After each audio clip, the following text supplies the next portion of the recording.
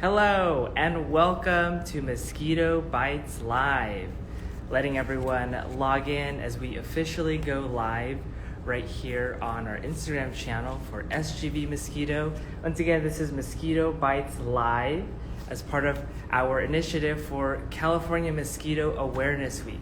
A very exciting week this week in California as we're pushing a lot of great content and information out there for all of our residents in California. And we're also happy to be partnering with Pasco County Vector Control, which is located in Florida. You might be thinking, why Florida? Well, they're also having a Mosquito Week, which is Florida Awareness Week as well. So today I'm going to be having a great conversation with Pasco County Mosquito and Vector Control District in Florida as part of our Mosquito Bites Live for Mosquito Week here in California. I hope you've been following along as we've been promoting and pushing our Mosquito Bites Live this entire week. This is our first guest for this week. On Wednesday, we have Riverside County Department of Environmental Health. We'll be having a great conversation. And then Thursday, we'll be having a conversation with Shasta County Mosquito and Vector Control District, which is a district in Northern California. And we'll possibly be having a special guest by my friend that's already kind of lurking back there. So I'm going to go ahead and bring in Pasco County, who will play for Mosquito Week. So they should be jumping on in just a few seconds, and we can go ahead and get started. Hi. Hi, how are you? Good. How are you? Good. Happy Mosquito Week. Happy Mosquito Week. It's Monday. It's Mosquito Monday, so it's a good week to take everything off. Definitely. Well, Jillian, do you want to go ahead and introduce yourself, where you're coming from, and a little bit of your district? Sure. So my name is Jillian Meek. I am with Pasco County Mosquito Control District. We are just north of the Tampa Bay area. So that's kind of the closest landmark that anybody would know, right on the Gulf side. I've been here with the district, coming up on 5 years. I have had a lot of fun being able to kind of create and develop this program, and luckily they kind of let me run with it. You cut off just a little bit there, but I'm excited to have you here with us for Mosquito Week. And you guys are also celebrating Florida Mosquito Week as well. This is the second year you guys are hosting? It is. This is the second year. We just got it started last year, and COVID happened, so we're excited to have an actual celebration this year. Awesome. And one of the really exciting things that I'm very excited to have you on with us is you just wrapped up Mosquito March Madness, which I know essentially takes over the vector control world and in the public health world. Do you want to give a little insight into Mosquito March Madness and who the great winner, and there was some great matchups during Mosquito March Madness? It was a really exciting year. This is our third year doing it. I originally saw, I believe it was Fish and Wildlife, one of the regional Twitters. They were doing March Mammal Madness, and I'm a huge fan of alliteration, and I thought, well, why can't we do mosquitoes? And I had tagged a few districts and said, guys, let's start this next year, because we were already halfway through March at that point, and everybody said, no, let's do it now. And I wasn't quite ready for that kind of response, but I figured, okay, well, if that's what the people want to see, then we're going to make it happen. So we ended up doing a Sweet 16. It was great for a trial run. And then we've had a different winner every year, which is really exciting to see as well. This year we had Sorophora ferox win, which was really exciting, going up really tough Toxorhynchides rudolus. So it was a really good battle. Lots of good interactions for this year. Awesome. Yeah, I definitely saw some great stuff going on. The polls were neck and neck, I know, near the end. So very exciting to see Mosquito March Madness really taking off and seeing it continue to grow. And major props to you for continuing that and making that happen on such a short notice.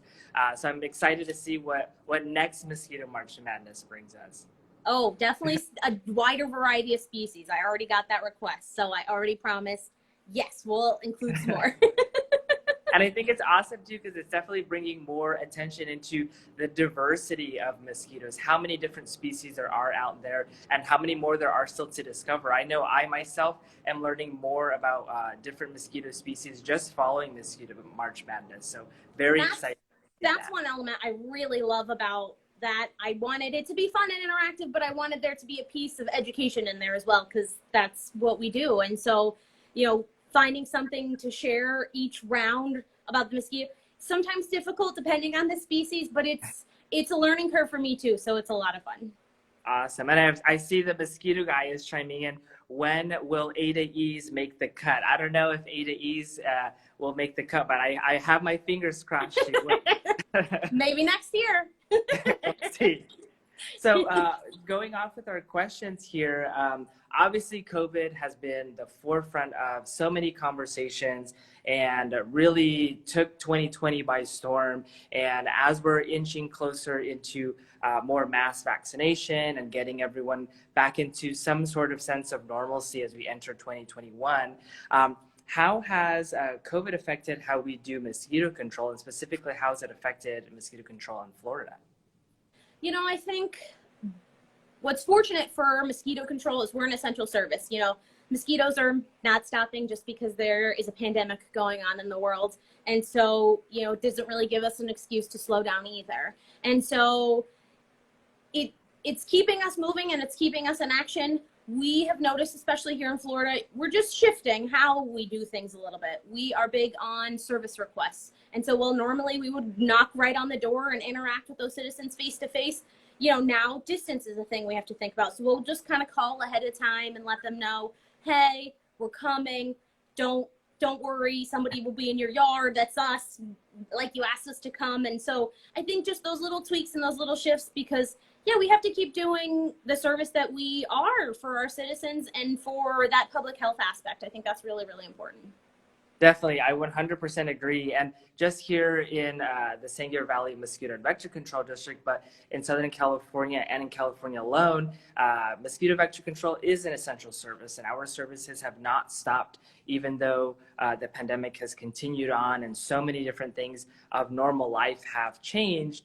But as mosquito control, we have been considered essential since the very beginning. And thankfully, our operations and surveillance team have continued to do their trappings, continued to do service requests. Of course, we're modifying and adhering to all the COVID changes, but I'm very happy and very proud of our team that we've been able to adjust in such an easy way and continue to do our stuff. And even in communications, doing something like this, this is communicating in the 21st century and in a digital way without having to physically be somewhere. While of course, it'd be so much fun to have these great big events that we're all used to, but this is new and innovative. So it's very exciting to see how we have been able to introduce new elements and hopefully continue some of these elements, especially the digital ones, as COVID kind of starts to go away. Absolutely. Definitely. And my second question is, so it is California and Florida Mosquito Awareness Week, which is very exciting. But why is having an awareness week so important? What is the importance in us having this week? I think it kind of ties to the first question too in a little bit, that it brings a little bit more of the awareness and a little bit of the responsibility onto the citizens. It's one of those elements of help us, help you. Keep that water drained, that standing water drained out of your yards, dumping things out, tossing things, tipping them over. That's really important. And often a really, really easy way to kind of, one, get rid of those mosquitoes, but then on the other end makes it really, really kind of easy on us to kind of help you out and get rid of those mosquitoes. And so I think especially in this new age of COVID, we've all made this shift so drastically to digital. I think it allows us as a mosquito control district to kind of blast that word and for it to be heard a little bit more and understood a little bit more that, okay, well, while normally we would have these face-to-face interactions and that's not really happening anymore, but I still want the mosquitoes to go away. And so I think those two questions really go together well. And so I think, having these awareness weeks kind of amps up that messaging and is really, really helpful to all of our citizens in Florida and California, two huge states that are really well known for mosquitoes and mosquito control. Yeah, definitely. And I think you definitely touched base on a really important thing to notice is, mosquitoes here in California, we have beautiful, great weather. We're already inching into 90 degrees here in Southern California. It's getting warm and hot, which means mosquitoes are going to be ever more present Everywhere. ever. And I think the main messaging in that is that mosquitoes don't go away just because of the weather. Sometimes in Southern California, we're experiencing warm weather all year long, and being aware that mosquitoes will always be present, I think, is important. And I think a lot of residents in Florida can agree. I myself, having visited Florida before, I do not even want to touch your humidity or go near that. But I definitely agree in the sense that, yeah, mosquito is a year-round thing in Florida as well as it is here in California. Yes. And same thing with making it an awareness week. It's important that, you know, we continue these conversations and get people motivated to tip, toss, and protect themselves, because mosquito prevention is a shared responsibility. Us as vector control districts, we're doing our jobs all year long, doing the service requests, going out there, making sure that we're monitoring public spaces and everything. But it's residential homes where we have the hardest trouble in getting to and making sure that we're eliminating all those small sources. Absolutely. Definitely. And going on to my next question. So we've already talked about some of our services and how we've continued on even during the pandemic. What does the 2021 mosquito season look like in Florida? I know you don't have a magic horoscope that can tell you what is coming up. Right. We would all want one, correct? Yes. Oh, but, gosh, especially in this field. Yeah, right. But what do you foresee the 2021 season will be like in Florida this year?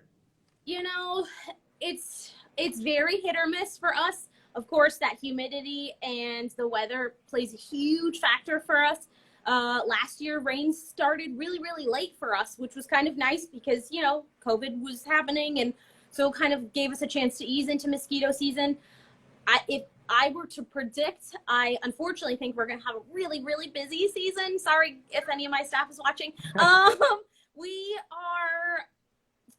April is typically still pretty dry for us, and we've already been getting a lot of rain. And so I hope it's not a sign of what's to come. But, you know, I think at the core of it, we're going to keep doing what we do best and, you know, finding larvae and making those treatments as necessary and getting out on, you know, our boots on the ground as much as we can. Definitely. And I would reiterate a lot of that here in California. We don't have a magic horoscope that we can look and see what the next month will be like. But there's a lot of stuff that we're using, a lot of our data within surveillance, where they're out trapping and seeing how the numbers are slowly starting to rise in our mosquito traps. And our operations teams are definitely seeing changes as the weather. Like I said, today we're in almost 90-degree weather here in Southern California. It's nice when there's no humidity. Right.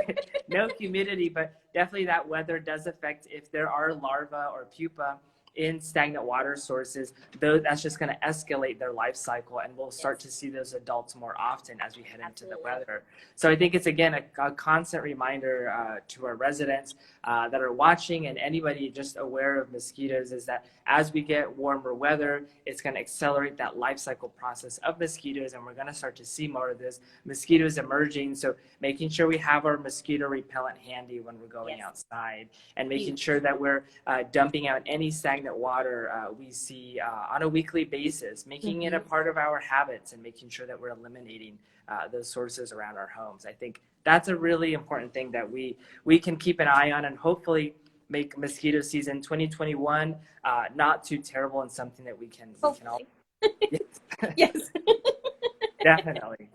And then, so my final question for you, which is my fun question that I throw out to all my guests, is if you were a mosquito, what would your name be?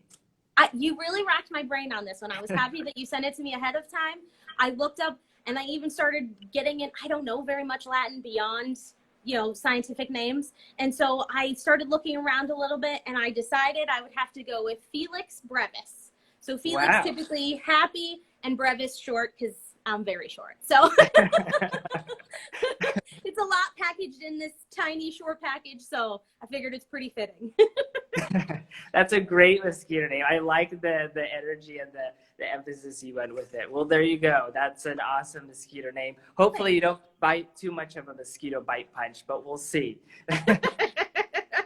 Well, Jillian, thank you so much for joining us for Mosquito Bites Live as part of Pasco and Florida Mosquito Week and California Mosquito Week. Do you have any final words you want to share with our viewers today? I just want to say thank you so much for having us. This was my first live experience.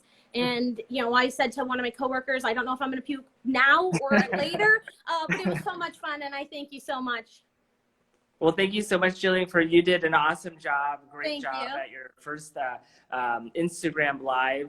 It's a very cool format, and we are so excited that you guys were able to join us as part of Mosquito Week in Florida and in California for our initiatives. I wish you a great Mosquito Week and all the stuff you guys have going on the rest of the week. We have a lot of great stuff coming out, as well as our other sister agencies have a lot of stuff that they're working on as well. So keep an eye out for that. To the rest of our viewers, thank you so much for tuning in. Please make sure you tune in for Wednesday when I'll be talking with Riverside County Environmental Department of Public Health, and then Shasta County, which is a northern Shasta County Mosquito and Vector Control District. That's a district in Northern California. Thanks. So Jillian, thank you so much. My name is Pablo, and I'm signing off for Mosquito Bites Live, and we'll see you guys next time. Thank you. Bye. Bye.